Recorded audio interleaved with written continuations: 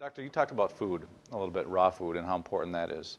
I'm not sure what the percentages are, but most people have microwave ovens in their house and cook a lot of food that way. Is that good? It's the best way to kill yourself really, really fast. You can even do a test. Microwave water, let it go cold so you don't think the heat did it. And you have your flower pots, 2 flower pots with the same flower, bought at the same shop. And one you water with regular water, and the other you water with microwave water. The one you water with microwave water is dead in 3 to 7 days. Dead.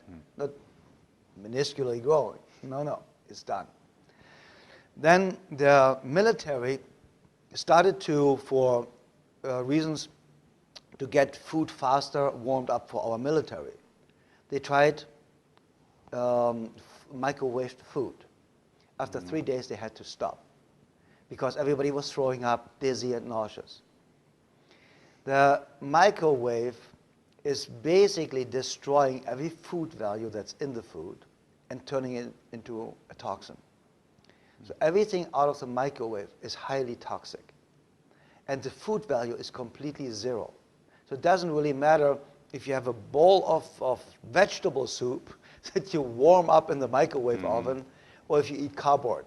It makes no difference because the food value is not there anymore, and it also becomes toxic. And the microwave oven actually is one of the tools making us feel full, making us feel we ate, but an hour later we are hungry again because we did not get nutrition. We stuffed our stomach, and now we are creating possibly diabetes because our pancreas has to produce all these digestive enzymes now for us to be able to digest the dead food, because now there are no living enzymes in the food any longer. Even if you have the vegetable soup, you just put into the microwave oven. And that's one of the main reasons also for diabetes. So the microwave oven could be one of the main reasons for diabetes, because we cannot digest what we eat. And I mean, eventually the body gets rid of it, but it's a huge effort for the body to get rid of microwave food. So the point is, talk to people who did it. Talk to a patient who was sick and got healthy. Talk to somebody that weighed 400 pounds and now is slim and skinny and fit and healthy and strong. That's the person you talk to, not a doctor whose lifespan statistically is the shortest of all professions. The doctor has a lifespan, an average of 56 years of age, the highest abuse rate of alcohol, the highest abuse rate of drugs, and the highest rate of suicide. This is a person you want to ask how to be fit, healthy, and strong for the next 140 years? No. You ask somebody who is doing it. You go to somebody that's 100 years old and plays soccer with his great-great-grandchildren, and you say, how in the world did you do that?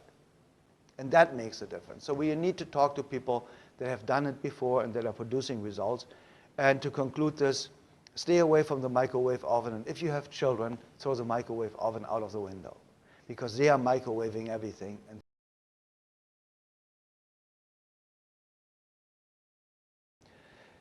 now, here's the real answer. We cannot digest anything that's genetically modified because we do not have the fitting enzymes to digest it.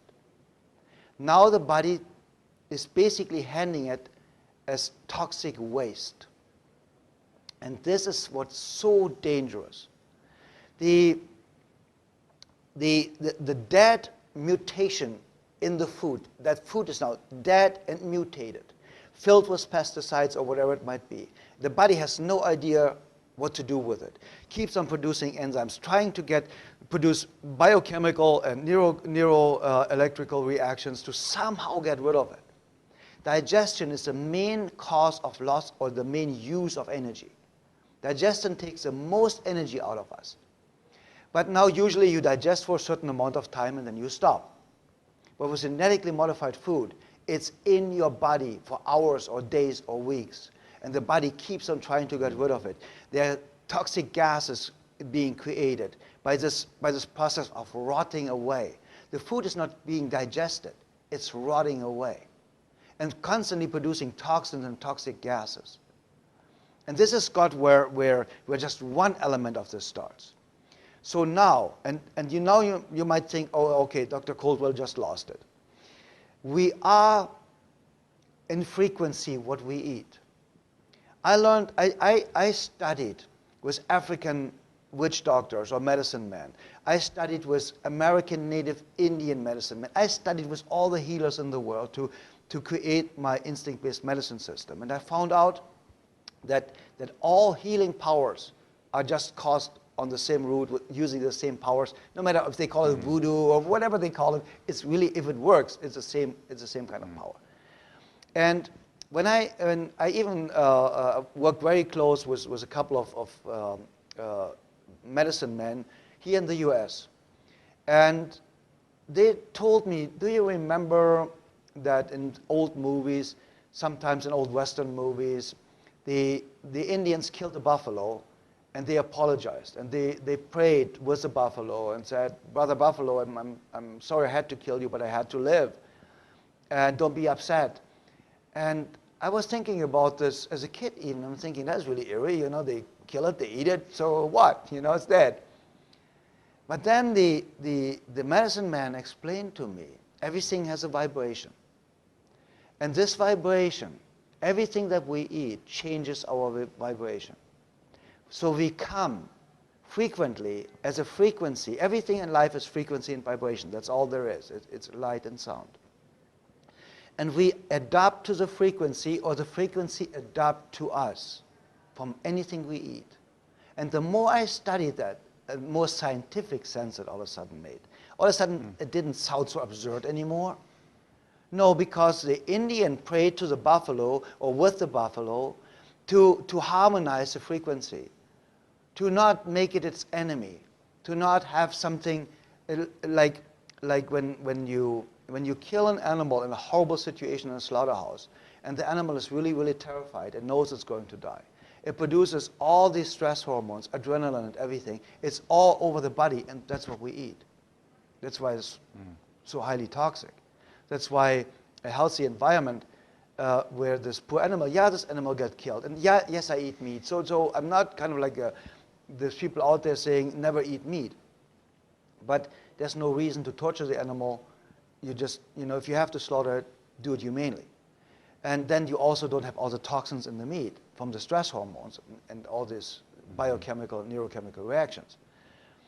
And with a genetically modified food, what Monsanto is doing is basically two things.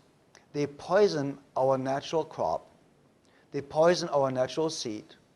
They have been accused of artificially infestating fields from farmers that grow natural corn, natural food, and then sue them for patent infringement, saying you're abusing our patents, you're growing our seeds. And it's said that they blew it on these fields to later to come back and basically tell these farmers they have to destroy their crop and their seeds and buy their seeds only from them, otherwise they get million-dollar lawsuits for patent infringement. What the plan seems to be is to take over the world food supply and make sure we have only food left for Monsanto, only genetically modified food. We know for a fact, at least I know for me, in my opinion as a fact, and Jeffrey Smith can really, really tell you a lot about this, genetically modified food will cause cancer. I am sure that it's only a matter of time of years, 3 to 7 years of eating genetically modified food to develop cancer. It's a foreign object. We cannot digest it. The body doesn't know what it is and what to do with it. But also it changes our frequency, like the microwave oven.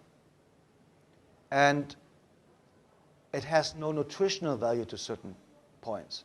Then on the other end, remember there's a pesticide coming with it. You're eating what kills the bugs with your food. So everything, Scott, what's really, really important for your viewers to understand. Many, many, many experts in the world confirming that in their opinion I have the highest cancer cure rate in the world. I have the highest cure rate for terminal disease, period, as I believe, and many experts believe. And the reason is that I have a philosophy, one of the main reasons. If it didn't exist 150, 200 years ago, you don't need it. You don't want it. You don't want to eat it. You don't want to have it. You don't want to have it done to you. Because in 1900, there was a 7% cancer rate. Today, we have a 56% cancer rate. Every second person in America has cancer or will get cancer. So wait a second, what did they do different in 1900?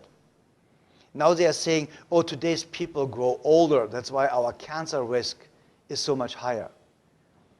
The most people that have colon cancer are 24 to 28. So that doesn't work. They have all these excuses, and that's how they abuse the mainstream media that they control to get all these lies and disinformation out there. But Scott, everything that's natural nourishes us. If it's organic and you juice it, it gives you all the power and life on earth. If it needs to be organic, now you always have to add it, non-GMO. And it is just so horrible, and the horrible tricks they are using was all natural. All natural means nothing. I don't know if you remember, they put on the 7-Up all natural for a couple of weeks until people were so upset about that, because everything by definition is all natural. It means nothing. You know, and your plastic cap is all natural. Try to eat it. And we need to just put more emphasis on non-GMO food, and there is a law coming up that's going to be voted on in California really soon. And people who are watching this, please research Seeds of Deception, Jeffrey Smith, and read his books, go to his website. He has a lot of videos on there. Sign up for his free newsletter.